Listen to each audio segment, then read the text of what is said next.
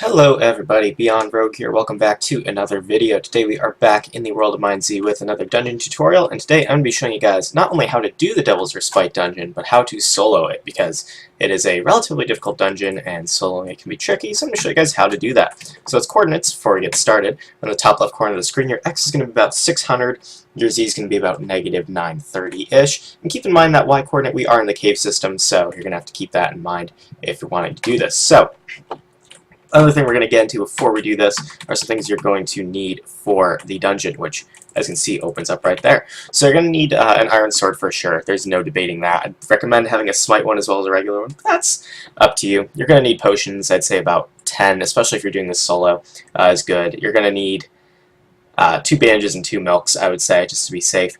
And then grenades are wise to bring, as are sugars. Neither of them are needed per se, but you're really going to want them.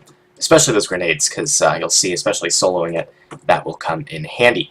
Of course, all of that, for the most part, minus the bandages and milks, you can actually get up in the town of Thanos, which is right over there, so it's really not too bad gearing for this place. You just run up here, and usually you'll be good. So to get started with this dungeon, we're going to parkour onto this dragon skeleton thing, which begs the question, how did this thing get here in the first place? Because, well, I don't really know how a dragon would fit in the cave system, but you never know. I don't know. And then this is actually a really good military chest. It's not showing it right now, obviously, in the sense that we just got some chain and punch one bow and stuff, but, you know, could be worse stuff, I suppose. And then to get in here, there is a zombie spawner, so you want to be kind of quick. And then it says, "He who searches the darkest of places shall be granted life. He who is blind by greed shall lead himself to fiery fate." Right now, that means to jump into this one because it's got the coal block on it, because this one's got a diamond block and this one's got a gold block. So essentially, you're just going to want to jump into whichever one they used a coal block for. It might move. I know they have moved it in the past, but for now, that would be the right one. Yeah. But just do be sure to check that before you do this dungeon, just so that you don't jump into the wrong one should they move it, because that would be very bad. And I know people have done that before when they did move it, so that's not fun. So once you jump down there, you go down that hallway and you press that button. This room, before you get started with anything, you're going to take any splashes you may have. I'd recommend bringing a handful. 2s aren't exactly necessary, but I mean, if you're going to bring them, that's cool. I'd recommend getting a bandage, milk, and just some food out just in case, just so you have everything prepared. And even a smite sword for this point.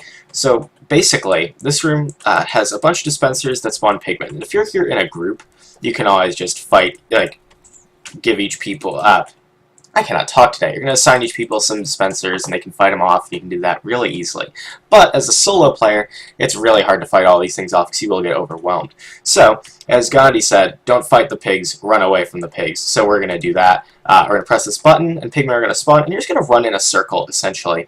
And they will occasionally spawn as you're running by, like that baby pig just did. And you're going to want to be really careful of the baby pigs, because they will keep up with you pretty consistently, and as you can see, they can get a nasty hit on you just like that. And we've got bleeding, that's why you put a bandage in your hotbar.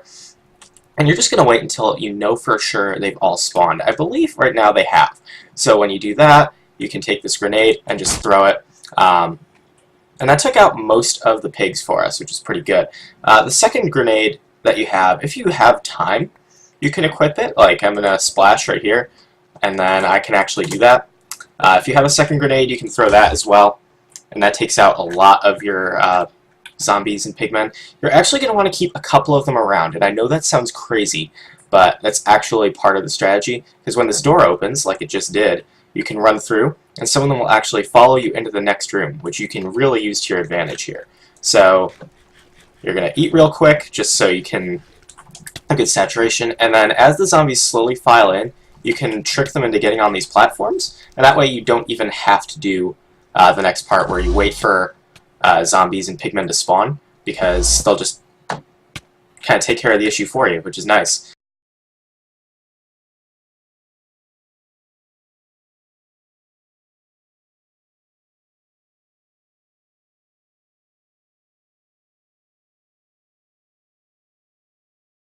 So, I think we got hit by a pig there somewhere, because we just lost a lot of health.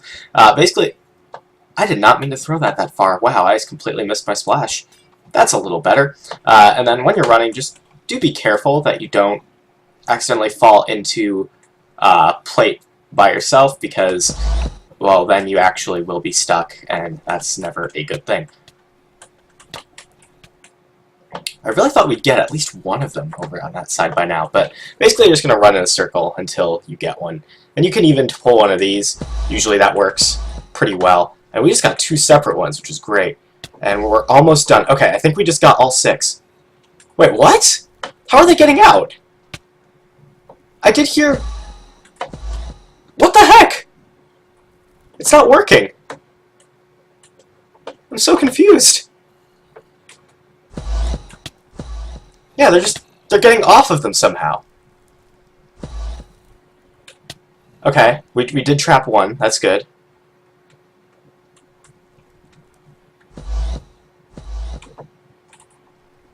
Yeah, the zombies just keep running off. It's so weird.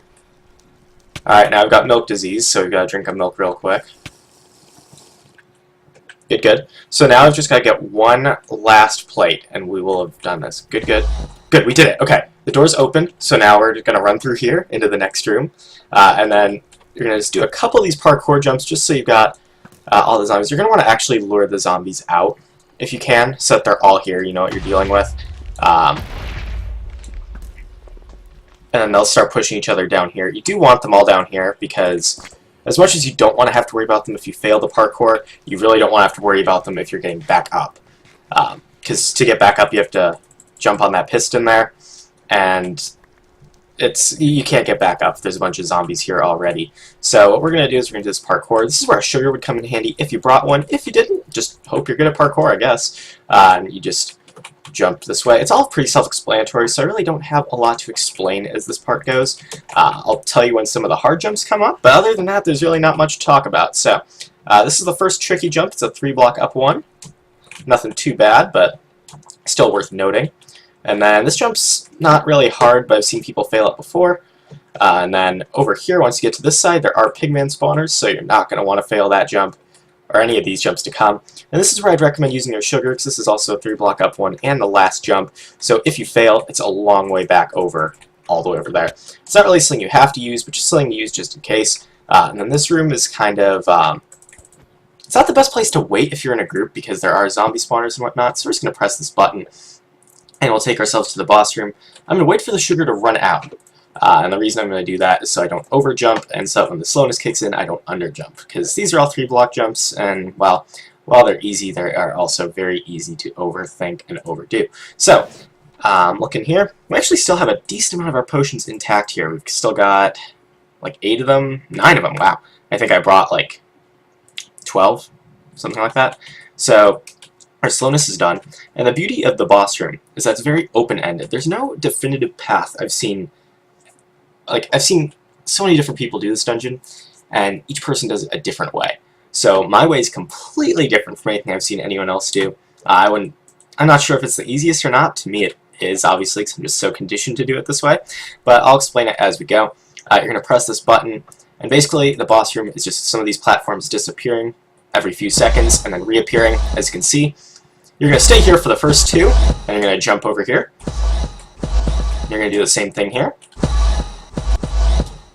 And you're basically going to just keep doing that. Now this time, you have to jump when the netherrack is underneath you, which is a little sketchy, but it's not too bad. Then you can wait here a couple times. I think you're going to want to jump on the next one. Yep.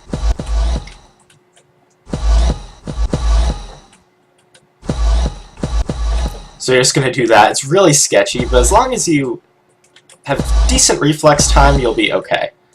And you're going to shoot any zombies that are over there, because they will hit you off when you go to the loot room. So, the loot room, as you can see, drops some nice things. It says, "Be quick to exit as you may be trapped." That is the truth, because this door does not stay open forever. And funny enough, fun fact, one of these is a dropper, one of these is a dispenser. I don't really know why that is. If anyone has any input on that, feel free to leave it in the comments below, because that's fun. And your loot's going to be a zombie bow and a zombie head. I can actually demonstrate both of these legendaries once we get out. I'm going to wait till we get out because, well, it's always a little safer that way. We got power 2 out of here, which is pretty nice. You get some really nice loot. Mostly chain. I'm actually going to grab some chain pants because I don't think our iron ones are going to last very long. And I might actually do this dungeon a couple times, because that's the fun part about this dungeon is you don't, like, it's one that you can do more than once. So that's always fun. Ooh, iron helmet and a splash 2. I like those things. Let's see here. Drop the chain boots. And one more chest. We've got some more iron and a smite 3. That is really good. Also, I forgot to put the feather falling 2s on that I had with me. But if you're doing the dungeon and you're doing the parkour, you might want to keep those on hand because, well, they're good to have. So that's always good. And I'm just going to finish looting these last few items for you guys real quick, and then I will show you guys how to leave, because there is one final little trick in this dungeon. It's not too bad, but it's still something worth taking note of, because, well, it will catch you off guard if you're not paying attention. So, oh wow, we've got all these over here I didn't even realize. So we'll put those there. And then to get out of this dungeon, there's one last trick. You press the gold button, and there's something about incinerating. You just have to press this button. Be a little quicker about it if you can, because I took a little while, and you can get bleeding from the damage, so, you know, just something to keep in mind. So that's about it for the Devil's Respite. It actually teleports you back to pretty much the dead center of Thanos. If you're doing this on a public server, be careful, because people do go to Thanos, believe it or not. So just something to keep in mind. I'm going to equip this right now, actually. And then, so, Legendary Demonstration, because I guess I haven't done that yet. So, as you can see, we've got the zombie bow and the zombie head. Not in that order. So, we're going to start off with the zombie head, and it actually reduces your player visibility by half. So, as you can see, at the bottom of the screen, your XP bar is your player visibility. When you sprint, it gets really high. When you crouch, it gets really low. When you put the zombie head on, whatever it was at is down to half. So, as you can see, now our player visibility, even when we sprint, doesn't max out, and when we're crouched, just forget about it. Nothing's going to see you. So that's a kind of fun thing to do, trick all the zombies and whatnot. And we've got a zombie bow, which is fun. Because when you shoot it, it takes 2 arrows, but it shoots a zombie egg, and it has a chance to spawn a zombie. Let's see if we can get one to spawn, because sometimes it really doesn't want to. There we go, and it spawns a zombie, and that's fun. So that's about it on soloing the Devil's Respite. Needless to say, it's going to take a couple of times before you're really used to soloing this dungeon and before you're a pro at it, because it takes a lot of getting used to. And it's not necessarily the easiest thing to solo. It is a lot easier if you do have a group of people with you, especially for those zombie rooms. So that being said, do give it a couple times, because you might not do it perfectly the first time. No one really does. So, that being said, that's about it for this video. Thank you to everybody who watched. Hopefully you enjoyed. If so, be sure to leave a like and subscribe, because it helps me out a lot. And I'll see you guys next time. Thanks for watching.